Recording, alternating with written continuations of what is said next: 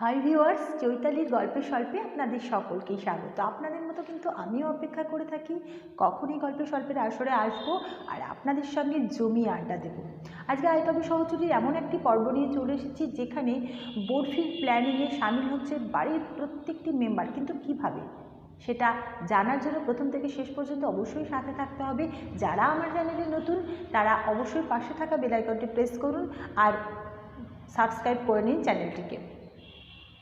বরফি যখন তার প্ল্যান অনুযায়ী সমস্ত কাজ এগোচ্ছে তখন টিপু কিন্তু একই তালে এগোচ্ছে। টিপু ওদিকে দেবীনাকে টেস্ট করাতে নিয়ে গেছে অন্য একটি নার্সিংহোমে। সেখানেই বুবাই জানতে পারে যে টিপুর প্ল্যানিং, কিছুটা জানতে পারে। বুবাই তো টিপুর সাথ দেয়নি। ওদিকে বাড়িতে তখন জানাজানি হয়ে গেছে যে এই চিংড়ি মাছটাতে আর খিচুড়িতে মিশিয়েছে কি বন্যা, এবং বন্যার উপরেই প্রত্যেকে ব্লেম করতে থাকে।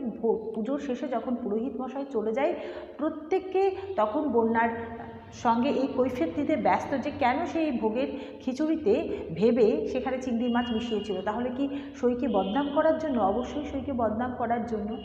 আর একথাও বরফি বলে যে এই খিচুড়ি যখন সেই মিশিয়েছে এবং সঙ্গ দেয় টুবানো, বলে বন্যা তোমাকে এই খিচুড়িটা তোমাকেই খেতে হবে, এটাই তোমার শাস্তি। এবং সেই শাস্তির এই যে কথাটা বললো সেখানে আরও তার শাশুড়ি মাও পর্যন্ত বলে যে না মেজো বৌমা, তুমি তো এটা করেছো বড় বৌমাকে বদনাম করার জন্য। তুমি ভোগের খিচুড়িতে চিংড়ি মাছ মিশিয়েছো, এটা তো আমি মেনে নিতে পারবো না, এটা কখনো মেনে নিতে পারবো না। আর একটু হলেই তো পুজো নষ্ট হয়ে যেত। তোমাকে এটা খেতেই হবে এবং এটাই তোমার শাস্তি। পেছন পেছন দৌড়ায় প্রত্যেকেই। বন্যা তো পালিয়ে বাঁচছে যে কি করে এই ভোগের খিচুড়ি সে খাবে না, কোনো মতেই সে মুখে তুলবে না। এদিকে ছাড়বার পাত্রে কিন্তু বরফিও নাই, বরফিও পেছন পেছন ধরছে। একটা সময় সহচরীর শাশুড়ি বলে, শোন এদিকে আয় দিঙ্গি, আমাকে যেমন তুই ক্যাতুকুতু দিয়ে থামিয়ে রাখিস তেমনি দেখি তো মেজো বৌমাকেও এটা করতো। এবং প্রত্যেকে যখন ধরে ফেলেছে বন্যাকে এবং ধরে কিছুটা খাওয়ানোর চেষ্টাই করছে তখন তো বন্যা না করছে। একটা সময় বরফি বলে, আচ্ছা ঠিক আছে আপনাকে খিচুড়িটা খেতে হবে না, কিন্তু আপনাকে জানাতেই হবে হেডমিস্ট্রেস যে আপনার এই প্ল্যান নিয়ে কি আপনি শুধু একা নাকি অন্য কেউ সঙ্গ আছে, এবং সেটা আপনাকে স্বীকার করতেই হবে। উপায় না পেয়ে নিজেকে বাঁচাতে বন্যা বলে দেয় যে দেবীনার যুক্তিতেই সে বইটা লুকিয়েছিল বাগানে আর চিংড়ি মাছ মিশিয়েছিল খিচুড়িতে। সেটা জানার পরে প্রত্যেকে অবাক হয়ে যায়। কি বেশি অবাক হয় সমরেশ, কিন্তু সমরেশ এটা মেনে নিতেই পারছে না। বারবার বলছে তুমি এটা নিজের দোষ ঢাকতে তুমি এটা করছো। একসময় সমরেশের মা বলে, দেখ সমু, ও যেটা করেছে, দেবীনা যেটা করেছে সেটা জন্য এই বাড়িতে তো ওকে রাখা যায় না। আমার পুজো ভণ্ডুল করতে চেয়েছে, শাস্তি স্বরূপ তুই কিছু করবি না?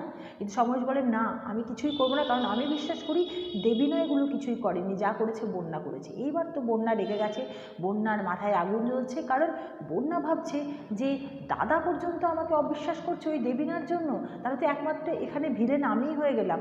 এমনও কথা বলে সমরেশ যে সই এত কাজে পটু, তুমি তো কোনো কিছু কাজ করতে পারো না, তো নিজেকে বাঁচাতে এবং সইকে ভুল প্রমাণ করার জন্য তুমি এই কাজটা করেছো। এটা দেবীনা করতেই পারে না, দেবীনার এতে কী স্বার্থ আছে? দেবীনা একটা অসুস্থ মেয়ে, কেন তুমি ওর পেছনে লাগছো? বলে সমরেশ ধমক দেয় জোর বন্যাকে।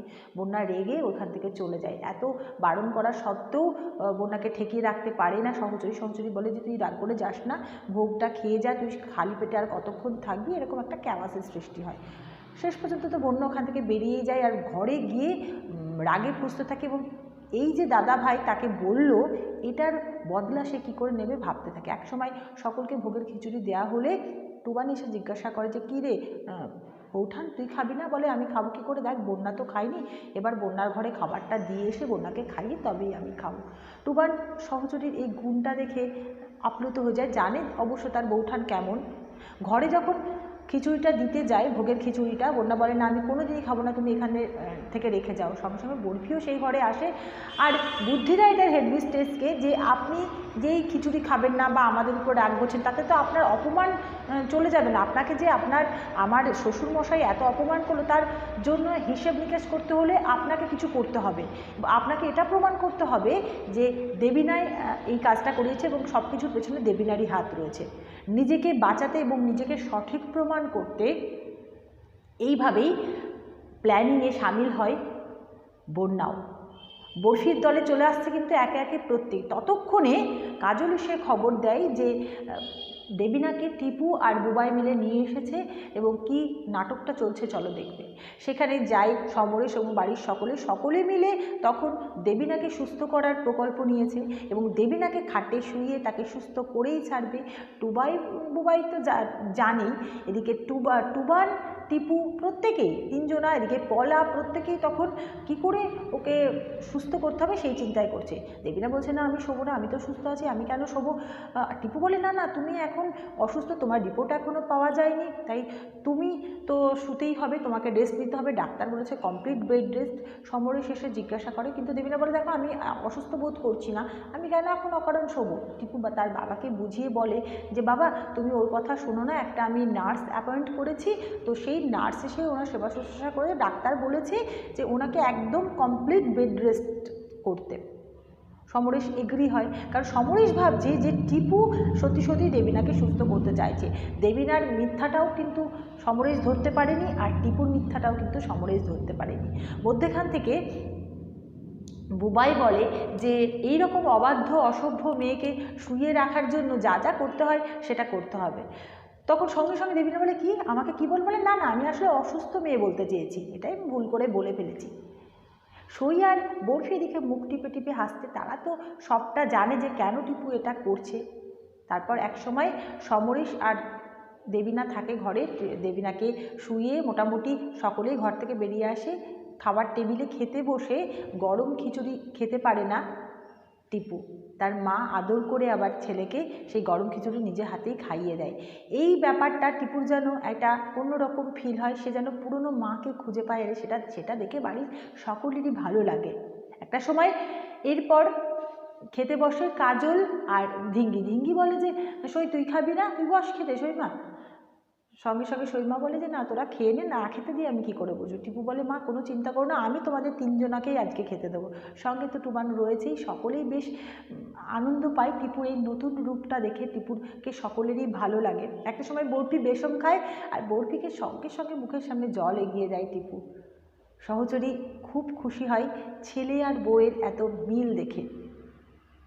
ঠিক সেই সময় দেবীনা চলে আসে ছুটতে ছুটতে এবং এসে বলে যে আমি জানি যে তোমার কাছে আমার ফোনটা রয়েছে, বরফি তুমি আমাকে আমার ফোনটা দেবে, ওঠো, আর তুমি যদি এর থেকে বেয়াদবি করো আমি কিন্তু তোমাকে মারতেও পিছুপা হব না বলে চর উচাই। সঙ্গে সঙ্গে দেবীনার হাতটা ধরে নেয় টিপু, বলে তুমি কথায় কথায় এরকমভাবে সকলের গায়ে হাত তুলতে পারো না দেবীনা। এরপর কিভাবে পুরো ব্যাপারটা সামলাবে বরফি এবং দেবীনা নিজের মুখেই স্বীকার করবে যে সে অসুস্থ নয়। ওদিকে টুবান তখনই রিপোর্ট নিয়ে আসবে যে তার ব্রেন টিউমার আছে না নেই। সম্পূর্ণটা দেখতে অবশ্যই চোখ রাখতে হবে স্টার জলসার পর্দায়, আর গল্প শুনতে সঙ্গে থাকতে হবে চৈতালির গল্পে স্বল্পে।